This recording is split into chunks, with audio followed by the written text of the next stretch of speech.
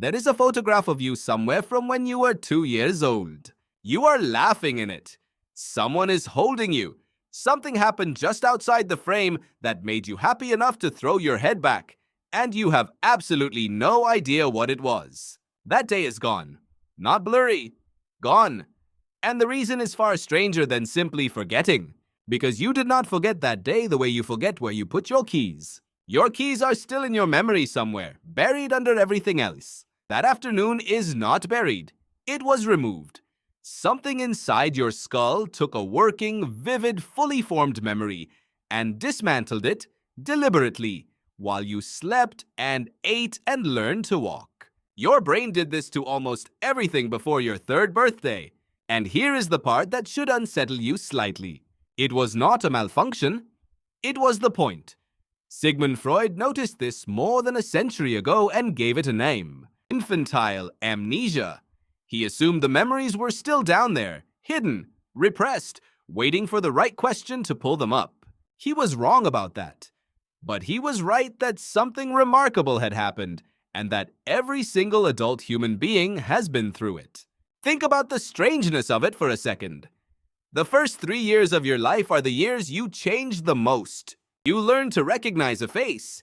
You learn that objects still exist when nobody is looking at them. You learned an entire language from nothing, without a dictionary, without instruction, purely by listening. It is the steepest learning curve you will ever climb, and you remember none of it.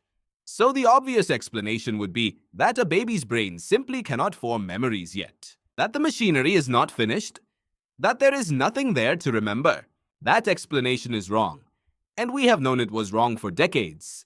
The person who proved it was a psychologist named Carolyn Rovey Collier, and the way she proved it began with her own fussy baby. She tied a ribbon from an infant's ankle to a mobile hanging above the crib. When the baby kicked, the mobile moved. Within minutes, the babies worked it out. Their kicking increased 3 or 4 times over. They had learned a rule about how the world works, and they had learned it fast. Then she took the mobile away and came back days later. The babies remembered. 3-month-olds, shown the same mobile after a delay, started kicking again immediately. They were not learning it fresh. They were recalling something. So the memory system works. It is running. A 3-month-old is forming memories, storing them, and retrieving them days later. Which turns the whole question inside out.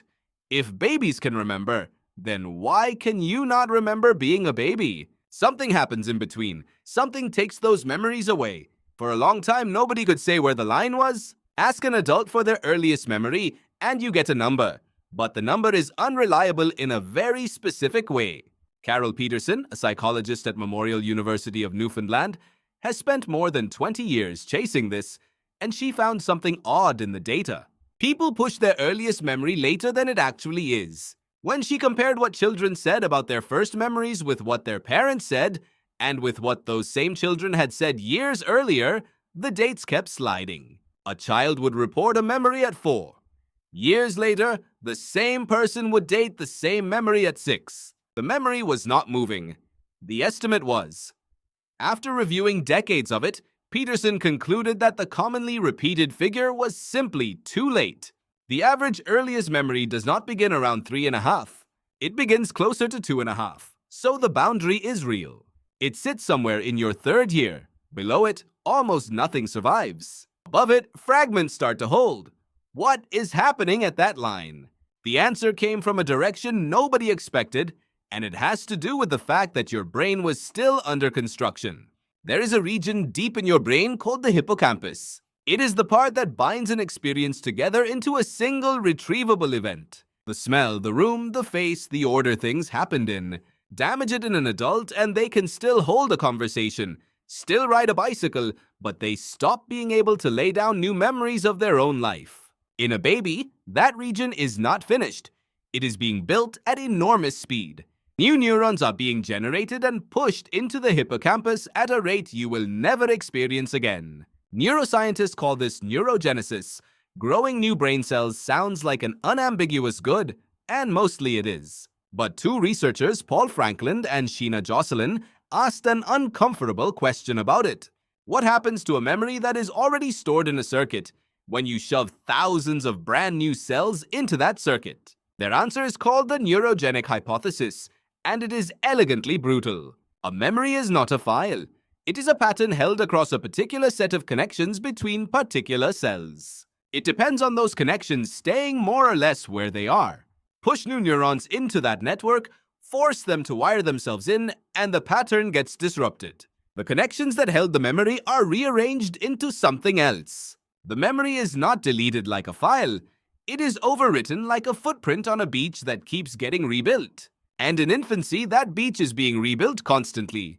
This was a good story. But a good story is not evidence, and the researchers knew it.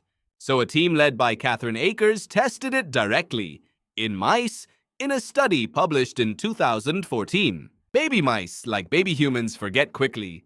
Adult mice hold on to memories for much longer.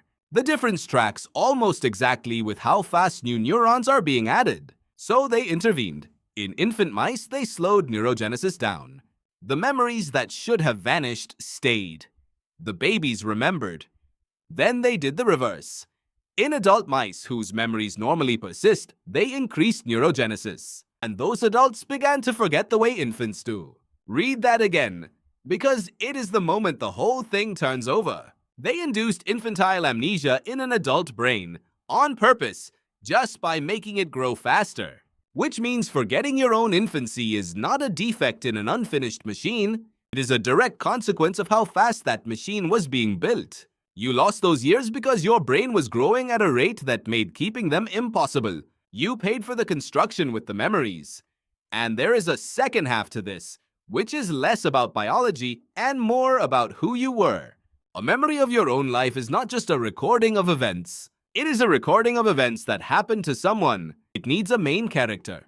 It needs a sense that there is a continuous you, existing yesterday and today and tomorrow, to whom things occur and who can be returned to later. A 2-year-old does not fully have that yet. The sense of a self that persists through time is something that assembles gradually, alongside language, alongside the ability to tell someone what happened to you. And the timing is not a coincidence. The point at which children start reliably keeping autobiographical memories is roughly the point at which they can narrate their own lives to another person. Before that, things certainly happened to you. They simply were not being filed under a story about you because the story did not exist yet. So there are two answers stacked on top of each other. Your hippocampus was rebuilding itself too fast to hold the pattern, and there was not yet a continuous self for the memory to be attached to. There is one more thing worth knowing, and it is the part people find hardest to accept. The earliest memory you think you have may not be a memory at all. Ask most adults for theirs, and they will describe something short and oddly cinematic. A birthday, a hospital, a dog. Often they can see themselves in the scene from the outside, which is not how memory works. You did not watch yourself from 3 feet away. You were behind your own eyes. What that usually means is that you are remembering a photograph or a story someone told you often enough that your brain built a scene to go with it. Peterson found exactly this pattern in her data. People are not lying. They are reconstructing honestly from material that was handed to them later, which makes the boundary even sharper than it looks. It is not just that you cannot reach those years. It is that some of what feels like reaching them is furniture your family moved in afterwards. Now consider what that actually means about the years you cannot reach. They were not wasted. This is the part people get backwards. Everything foundational about you was installed in exactly the window you cannot remember, whether the world felt safe. What a face means. The entire sound structure of your first language learned so early that you will never hear it as an accent. Your baseline for how much comfort to expect when something goes wrong. All of it went in during the blackout. You are, in a very direct sense, built out of experiences you have no access to. Not repressed, not hidden. Genuinely unreachable because the circuits that recorded them were dismantled and reused to build the person now reading this. And that person is still doing it at a slower rate. Your hippocampus still makes new neurons. Not at the pace it once did, but the process never fully stops. Which means the same mechanism that erased your second birthday is quietly running right now, trimming and overwriting, deciding what does not need to be carried forward. You are forgetting things at this moment that you will never notice are missing. That is uncomfortable for about 10 seconds until you consider the alternative. A brain that kept everything would not be a better brain. It would be a brain that could not tell you which of 10,000 ordinary Tuesdays mattered.